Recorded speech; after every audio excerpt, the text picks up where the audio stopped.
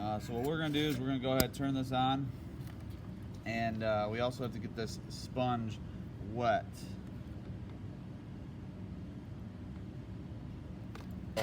Set up a fan. You're going to be grabbing a wiring harness similar to this. I'm going to go ahead and cut this up and lay out the wires that I'm going to be using. Alright, so I have everything I need to get started, and what I'm going to go ahead and do is you have to have at least 6 wires. If you notice, I got 7. So what we're going to do is we're going to make a troubleshooting wiring harness. So the same methods that we're going to use here are the same if you're going to do like a radio wiring harness, if you're going to repair tail light sockets, stuff like that. So first thing we're going to do is I'm definitely going to use all 3 of these. I'm going to go ahead and cut them in half. Alright, I'm going to go ahead and strip each one of these wires.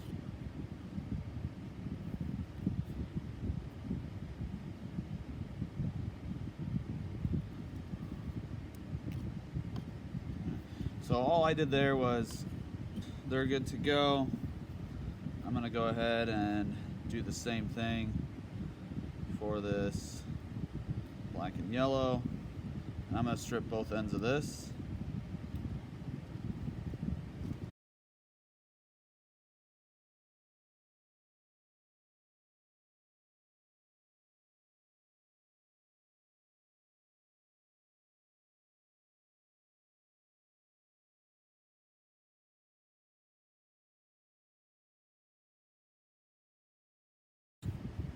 So now I'm left with a bunch of wires.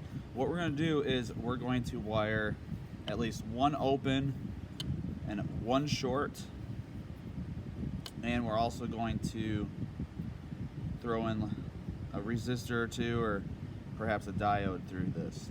So all I'm doing right now is I'm just twisting some of these wires together a little bit easier, and we're going to start with the easy one. We're going to do we're just going to solder the wire together. So what I'm going to do is, in this case, I'm going to go black and yellow to black and yellow. I'm going to match up these colors. I like making an X and then twisting it, and I'll show you that here in a second. Some people like to kind of flare these out, push them together, and then twist them. So I'm going to make an X, but I'm going to twist it in line. Kind of like that. If you twisted it like this, that's bad, because now it's no longer in line. You want to be in line, you want it to look seamless, you want it to look like a regular wire. You're sticking out and possibly cutting something later. So, make sure the work surface is clean of oil, all that stuff. And I'm just going to go ahead and press this against the work surface. I have some solder. I'm going to go ahead and extend that out a few inches just so that I don't burn myself as I feed the solder into it. Alright, my tip's a little dirty. I'm going to just go ahead and clean that up on the sponge a little. And if it's very dirty, you can always just use the brass wool. Now what I'm going to do is I'm just going to go ahead and make sure that this is working. I'm going to heat the wire up.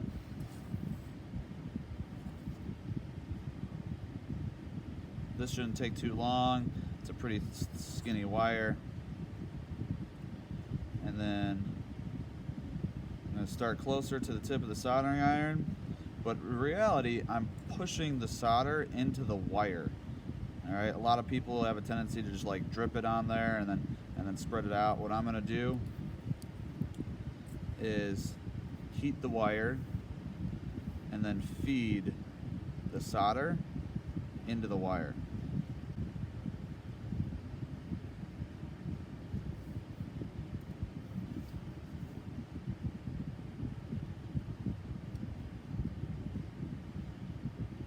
And it might take a little bit of time, but then it'll start melting and the solder will just get sucked into that wire.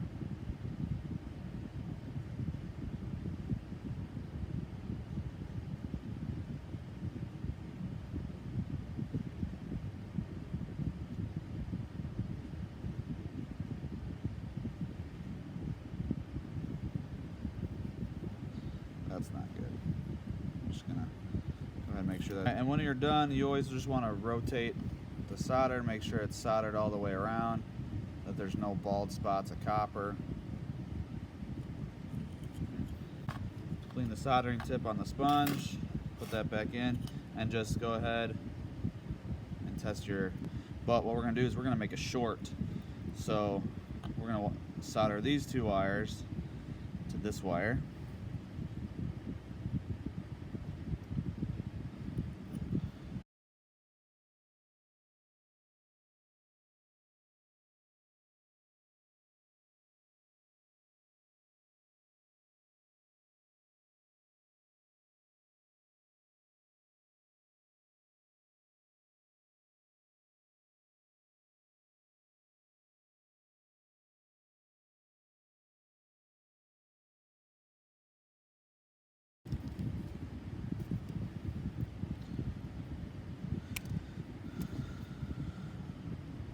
Strip one end of this.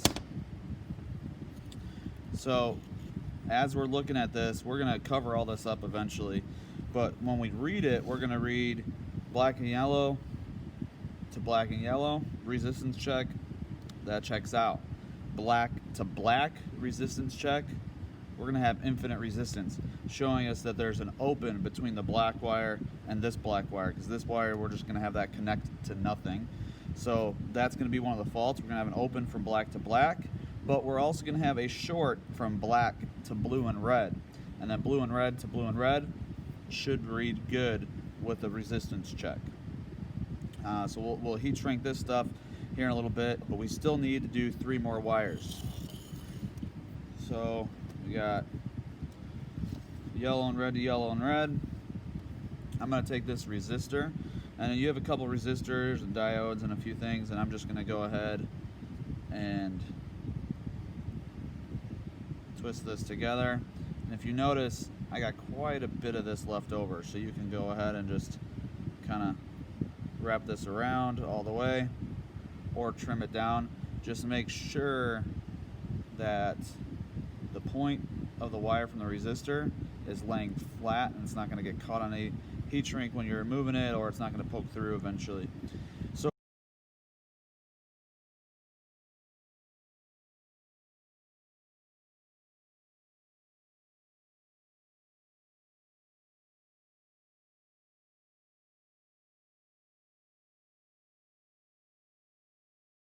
let's do one that's just straight open.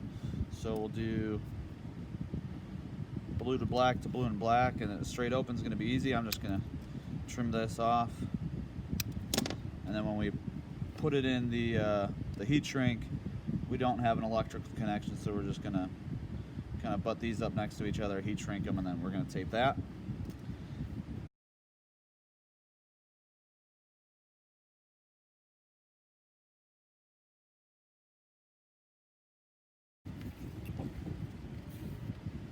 If you've never used heat shrink before, it's fairly easy. It's just this like plastic looking tubing, and I'm just going to cut it so that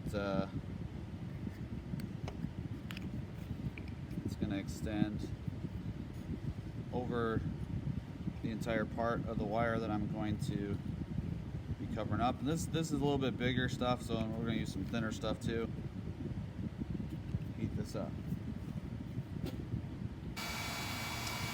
The heat gun's warming up, and I'm just going to go through really quick and seal up these wires.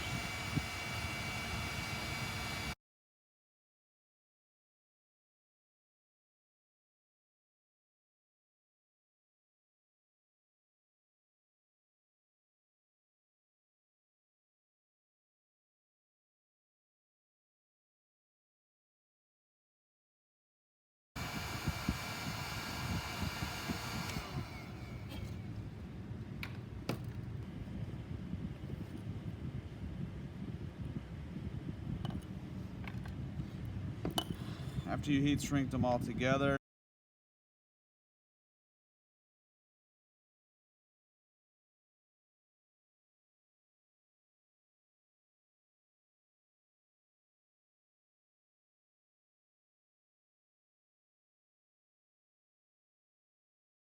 So here's my wiring harness, and as you can see, I got 6 wires coming off this side. You're also going to tin these tips, and it makes it a little bit easier for testing, so you're just going to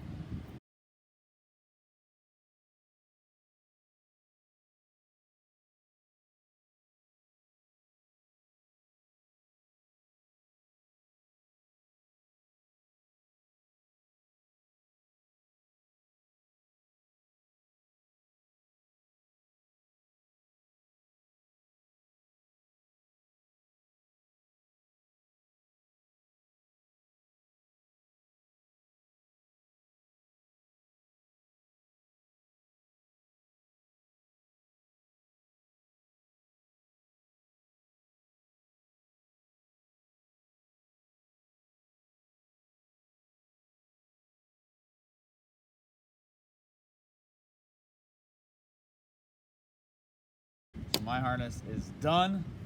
What you'll then do is you'll turn that in, you'll put your name on it, and you'll get a grade based off of this.